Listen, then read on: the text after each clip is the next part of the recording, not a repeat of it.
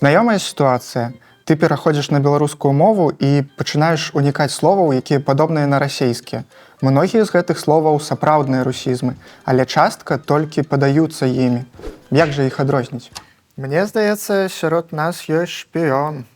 Так, і гэта ты, напэўна, бо мяне незаслужана лічыць русізмамі. Пачытайце класікаў. Я ўвогуле ёсць ва ўсіх славянскіх мовах, і ў беларускай без мяне не абысціся. Ад мяне наогул можаце адчапіцца, мяне любіў Якуб Колас. А мяне шырока ўжываюць у дыялектах і фальклоры. Дык хто тады шпіён? Вітаю, я Ілля Сіўцоў, і гэта новы праект «На пачатку было слова» на канале Годна, дзе мы будзем разам з вамі разбірацца ў цікавых пытаннях нашай мовы. Сённяшняя тэма – уяўныя русізмы. Словы, якія сталі мала ўжывацца проста з прычыны таго, што яны падобныя на расейскія. Мяне хвалюе гэтая тэндэнцыя хаатычнага выкрэслівання слоў, бо ў выніку мы можам страціць частку нармальнай беларускай лексікі. Гэта часта адбываецца з парнымі сінанімічнымі словамі, дзе зазвычай абодва маюць права на існаванне, але адно чамусьці ўважаецца не беларускім, як, напрыклад, нашае першае слова «знаць».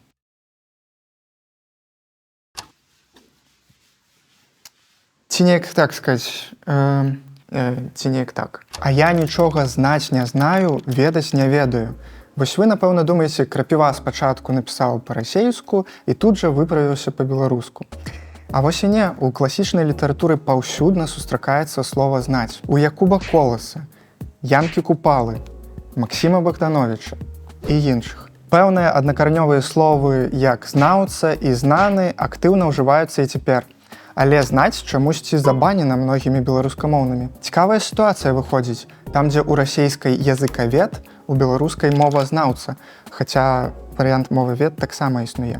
Але там, дзе расеец знает, беларус выключна ведае. Так, у расейскай таксама ёсць слова «знаць», а яшчэ яно ёсць ва ўкраінскай, польскай, чэшскай, славацкай, славенскай, сербскай, македонскай, фактычна ва ўсіх славянскіх мовах, бо ўзыходзіць да праславянскага «знаці». Здаецца, мы высветлілі, што слова «знаць» нармальнае, але ёсць яшчэ адно пытанне. Ці ёсць сэнсавая розніца паміж «знаць» і «ведаць», або гэта поўныя сінонімы? Вацлаў Ластоўскі пісаў: «Беларуская мова строга разрознівае знаць і ведаць.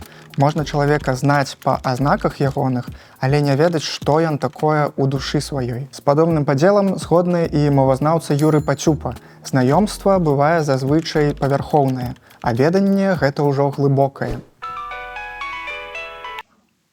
Алло? Даражэнькі, будзеш ехаць са здыма, калі ласка, вазьмі мукі, я хачу зрабіць дранікаў. Што? З мукой?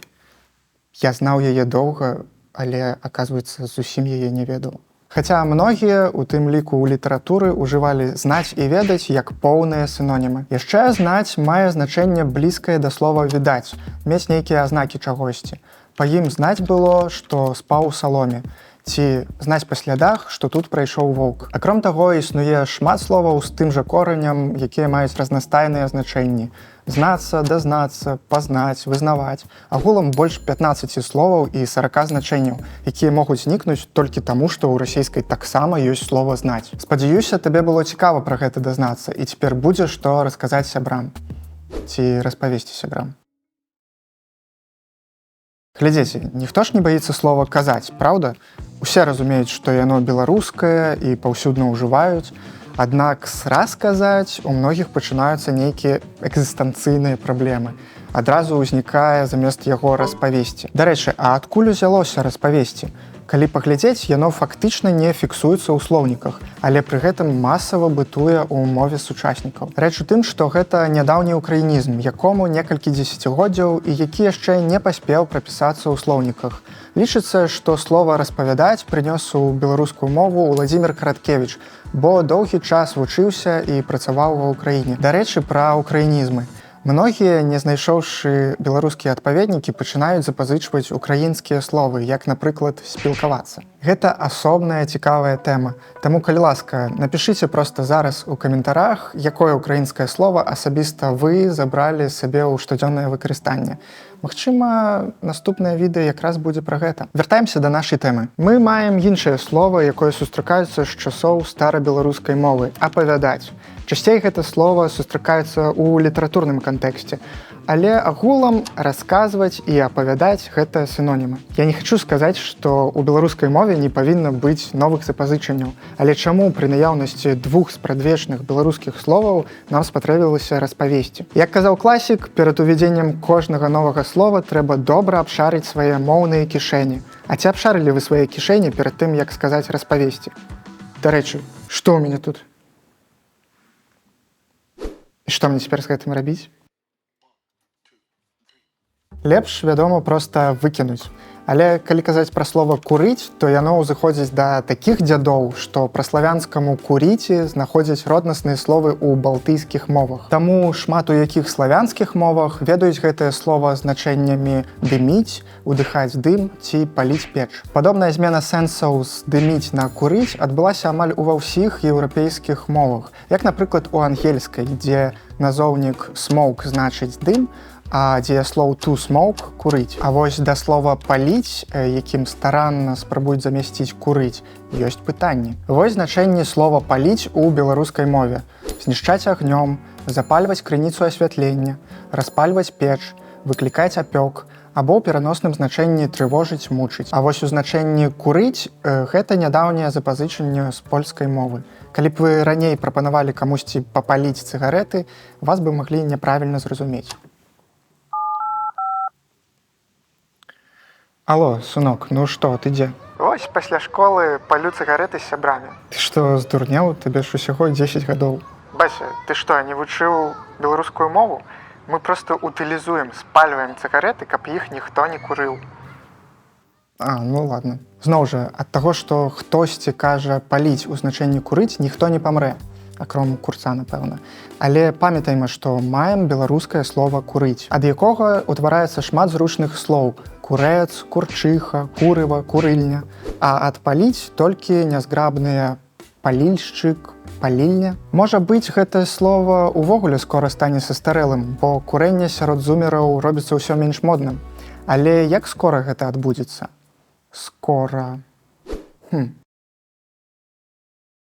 А як вы скажаце паскорыць без скорання скор? Пахутчыць? Цяпер слова «скора» і вытворныя «скарэй», «скоранька» усюды замяняюцца на «хутка», «хутчэй», «хуценька». Насамрэч і тыя, і гэтыя словы беларускія, імі можна карыстацца. У беларускай увогуле існуе цэлы шэраг сінонімаў на гэтую тэму. Акром «скора» і «хутка» ёсць яшчэ борзда, шыбка, шпарка, швыдка, быстра, спрытна, прутка і іншыя. Пытанне зноў паўстае на глебе сэнсавых адрозненняў. Ясна, што прасачыць у літаратуру розніцу паміж «хутка» і «скора» не так проста. Часта іх выкарыстоўвалі як поўныя сінонімы. У жывых гаворках увогуле маглі выкарыстоўваць толькі адно слова, а другое проста не ведаць. Аднак мовазнаўцы даводзяць, што ёсць пэўная розніца паміж «хутка» і «скора». Хутка – гэта пра якасць руху, пра тое, якім чынам нешта рухаецца. А скора – гэта пра часавы тэрмін, праз які час нешта адбудзецца. Алло, ну калі цябе чакаць, ты хутка? Я вельмі хутка еду, 200 кіламетраў у гадзіну. Але буду яшчэ не скора. Еду з Мадагаскара. Ну, добра, ты паспяшайся, бо ў мяне тут апошняе слова засталося. Увага, загадка ад Жака Фрэско. Ёсць два кубачкі, у адным з іх чай, у іншым гарбата. У якім што? Даю вам 5 сек на адказ. Як вы маглі ўжо зразумець з тэмы выпуску, адназначнага адказу тут не будзе. Глядзіце, радзімай чаю лічыцца Кітай. Адтуль у 17 стагоддзі напой стаў распаўсюджвацца на ўвесь свет, таму і назва ідзе з кітайскай мовы. У розных мовах свету галоўным чынам ёсць два варыянты запазычання слова. Праз лацінскую «тэ», што і значыць чай або герба-тэ, ці праз кітайскую «ча-чай». У беларускай мове сустрэліся два гэтыя варыянты.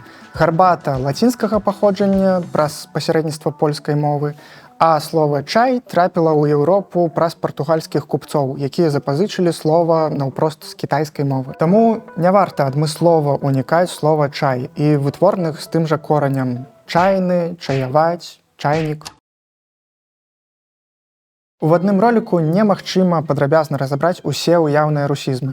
Можна толькі каротка іх пералічыць. Работа, граць, ждаць, друг, халадзільнік, крэпкі, білет, заказ, видзець, дзяржаць, магазин, дзела, домашні, многа, помніць, мысліць. Калі ў вас ёсць яшчэ прыклады такіх слоў, запрашаем у каментары. Трэба разумець, што існуе і адваротны бок гэтай тэмы. Існуе шмат беларускіх словаў, якія абмыльна лічацца паланізмамі ці украінізмамі. Усё, што я хачу сказаць, трэба акуратней выкідаць словы з мовы. Гэта павінна быць абдуманае дзеянне, пацверджанае нейкай базай. Таксама тое, што ёсць уяўныя русізмы, не значыць, што няма праўдзівых русізмаў і прыкрых калек з расейскай мовы. Іх усё яшчэ ў нашай мове вельмі шмат. У кожным выпадку, калі вы глядзіце гэтае відэа, значыць, тэма беларускай мовы вас прынамсі цікавіць, а гэта ўжо паважана. Калі вы хочаце, каб праект працягваў жыць і каб такіх відэа станавілася больш, усё ў вашых руках. На канале Годна ёсць функцыя спонсарскай падпіскі, або ў апісанні да роліка вы можаце знайсці спасылку на Patreon. Памятайце, маленькай падтрымкі не бывае. Напішыце, калі ласка, ў коментах, як вам першы выпуск, што спадабалася, а што можна зрабіць лепш. Зваротная сувязь для мяне вельмі важная. Будзьма уважлівымі, паляпшайма сваю мову і адукуймася разам. Гэта быў Ілля Сіўцоў, і на пачатку было слова. Да сустрэчы!